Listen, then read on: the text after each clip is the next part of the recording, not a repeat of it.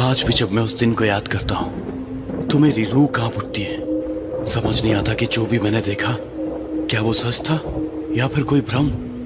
क्या आप भूत प्रेत पर विश्वास रखते हैं? अगर 10 साल पहले यही सवाल आप मुझसे करते तो मेरा जवाब ना होता।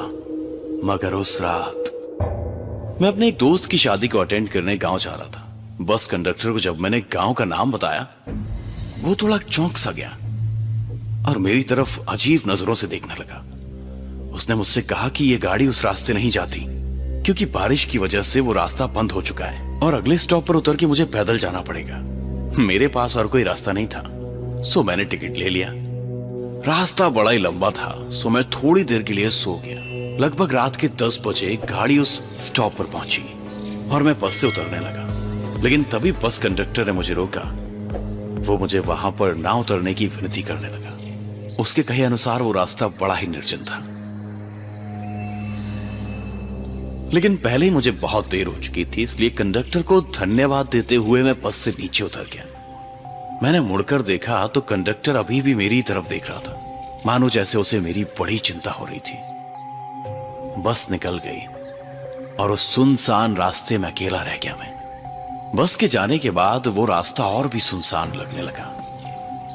अंधेरा काफी घना था और मेरे पास टॉर्च भी नहीं थी, सो मैंने अपने मोबाइल की लाइट ऑन की और जंगल के रास्ते की ओर बढ़ गया। मैं थोड़ी दूर चला था कि अचानक बारिश शुरू हो गई। मैंने अपना छाता निकाला और मोबाइल की धुंधली सी रोशनी में आगे बढ़ने लगा, लेकिन अचानक मेरे मोबाइल की टॉर्च बंद होने लगी। मेरा मोबाइल स्विच ऑफ हो गया। रह रहकर मुझे कंडक्टर की बातें याद आ रही थी। मैं अपने आप को कोसने लगा, काश मैंने उसकी बात मान ली होती, लेकिन अब मेरे पास कोई चारा नहीं था। मैंने हिम्मत बांधी और आगे बढ़ने लगा। तभी किसी लड़की की आवाज मेरे कानों पर आई। क्या आप गांव की तरफ जा रहे हैं? वो लड़की बहुत ही सुंदर थी। उसके बाजू में एक बूढ़ा सा आदमी हाथ में लालटेन लिए हुए खड़ा था। मैंने उसकी आंखों में देखा और मैं एकदम सहम सा गया। उसकी आंखें मुझे बड़ी अजीब ढंग से घूर रही थी। चलो बाबूजी, साथ में चलते हैं। बिना कुछ कहे मैं उनके साथ चलने लगा। मुझे एक बात बड़ी अजीब लगी। इतनी बारिश हो रही थी लेकिन उनके पास छाता नहीं था। उस बूढ़े आदमी ने अपने पूरे बदन पर एक कंबल लपेट लिया था और वो लड़की तो बारिश में पूरी भीग चुकी थी। मैंने उसकी तरफ देखा। सच में वो बहुत ही सुंदर थी। जी आप चाहे तो मेरा छाता ले लीजिए। मैंने उस लड़की से गुजारिश की। जी नहीं, उसकी कोई जरूरत नहीं। और इतना कहकर वो मेरे पास आई और मेरे साथ एक ही छाते में चलने लगी। सच कहिए तो मुझे ये रात बड़ी अच्छी लगी थी, लेकिन जैसे ही छाता पकड़ने के लिए उसने मेरे हाथों को छुआ, मैं चौंक गया। क्या हुआ? उसने मुझसे पूछा। जी वो आपके हाथ बहुत ही ठंडे थे। लड़की मुस्कुराई। जी हाँ, वो आज बारिश बहुत ज्यादा है ना, शायद इसलिए। उस खूबसूरत लड़की के साथ एक ही छाते में चलते हुए मैं रोमांचित हो रहा था। अब गांव नजदीक आ गया था। मुझे दूर से घरों में जलते टिमटिमाते हुए दियों की रोशनी नजर आ रही थी। मैं उस रास्ते से आगे बढ़ा, लेकिन मैंने देखा कि वो लड़की और वो बूढ़ा आदमी एकदम से रुक गए। क्या हुआ? आप रुके क्यों? मैंने उनसे पूछा। आप गांव में नहीं आने वाले? जी हम गांव नहीं आते, हमारा लॉज है यहाँ पर। कभी वक्त मिले तो आइएगा जरूर। उस लड़की के हाथों में छाता देके मैं आगे बढ़ा। अचानक मुझे याद आया कि मैंने उस लड़की का नाम तो पूछा ही नहीं। अपने आप को कोसता हुआ मैं पीछे मुड़ा और मेरे पांव तले जैसे जमीन खिसकी गई। वहां पे कोई भी नहीं था। मैं आंखें फाड़ फाड़ कर देखने की कोशिश करने लगा। अचानक फिर से बिजली कड़की और फिर जो मैंने देखा, मैं आज तक उसे भुला नहीं पाया हूं। उनकी आंखें, उफ, उसमें तो जैसे जान ही नहीं थी, लेकिन फिर भी वो मुझे ही घूर रही थी। चेहरा सफेद, मानो जैसे उनका खून ही सूख चुका हो। वो मेरी तरफ देखकर मुस्कुराई। उसके सारे दांत सड़ गए थे। हमारा लॉज है यहाँ पर, कभी वक्त मिले तो आइएगा जरूर, मैं आपकी राह देखूंगी। उसकी आवाज मानो किसी कब्र से आ रही हो, इतनी भयानक थी। मेरे हाथ पांव कांपने लगे। मुझे उस कंडक्टर की बताई हुई बात याद आ गई। उसने मुझसे कहा था कि रास्ते में अगर कोई पुकारे तो रुकिएगा मत। इतनी बारिश में भी मुझे पसीना आने लगा और फिर अपनी जान हथेली पर रखकर मैं वहां से भाग निकला। पता नहीं मैं कितनी देर भाग रहा था। गांव में पहुंचते ही मैं बेहोश होकर गिर गया। उसके बाद क्या हुआ मुझे नहीं पता, लेकिन 2 दिन बाद मुझे होश आया। तब मेरे दोस्त ने मुझे बताया कि पिछले 2 दिन से मुझे तेज बुखार था और मैं अपनी बेहोशी में अजीब अजीब बातें बड़बड़ा रहा था। मैंने अपने दोस्त को उस रात क्या हुआ वो सब बात बताई, जिसे सुनकर मेरा दोस्त भी घबरा गया। उसने मुझसे उस गांव में घटी हुई एक हकीकत बताई, जिसे सुनकर मेरे रोंगटे खड़े हो गए। वो कहानी कुछ इस प्रकार थी। उसी गांव में एक लॉज था, जिसे एक बूढ़ा आदमी और उसकी नातिन दोनों मिलकर चलाया करते थे। कुछ साल पहले शहर से कोई लड़का उन दोनों के लॉज पर रहने के लिए आया था। वो दोनों एक दूसरे से प्यार करने लगे। लड़के ने लड़की से शादी का वादा किया और फिर वो शहर चला गया।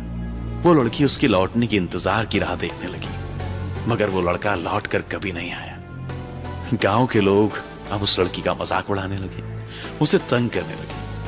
उनका लॉज बंद हो गया। वो बूढ़ा आदमी और लड़की दोनों ही अब अकेले पड़ गए। लड़की का हाल तो बहुत ही बुरा था। वो अब पागलों जैसे बर्ताव करने लगी थी। उस बूढ़े से अपनी नातिन का यह हाल बर्दाश्त नहीं हुआ। एक रात को दोनों जंगल की तरफ निकल पड़े और एक पेड़ से लटककर उन दोनों ने आत्महत्या कर ली।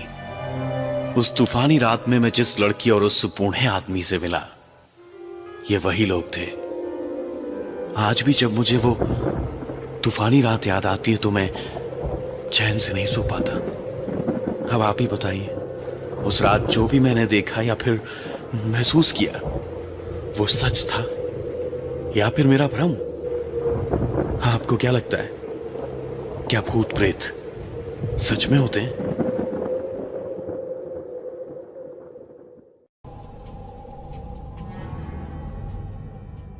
मैं वो रात कभी नहीं भूल सकता। जिस पिज़्ज़ा शॉप में मैं काम करता हूँ, वहाँ पे मेरी शिफ्ट खत्म हो चुकी थी। मैं रेडी हो रहा था घर जाने को, तभी वो फ़ोन बजा।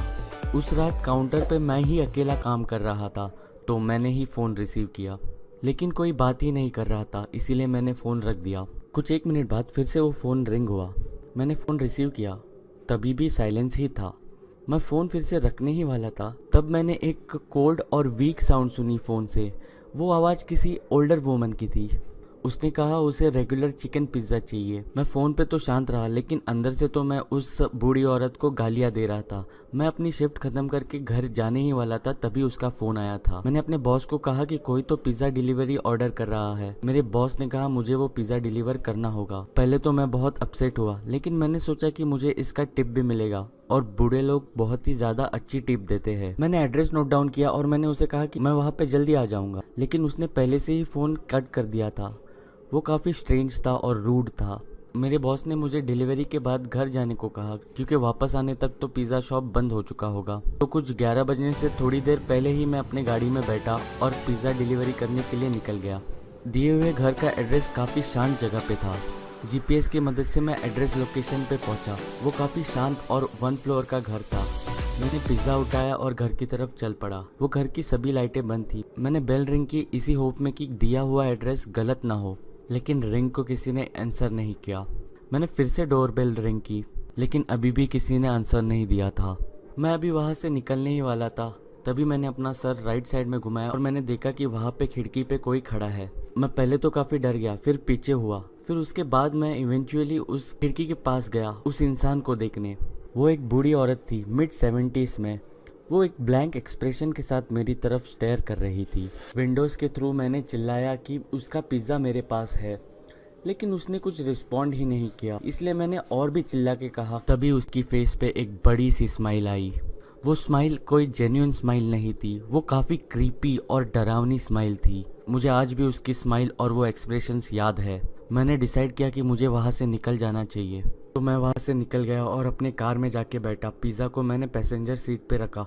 मुझे लगा कि मुझे ये सब अपने बॉस को इन्फॉर्म करना चाहिए। मैंने मेरे बॉस को टेक्स्ट किया और मैंने कार चालू कर दी।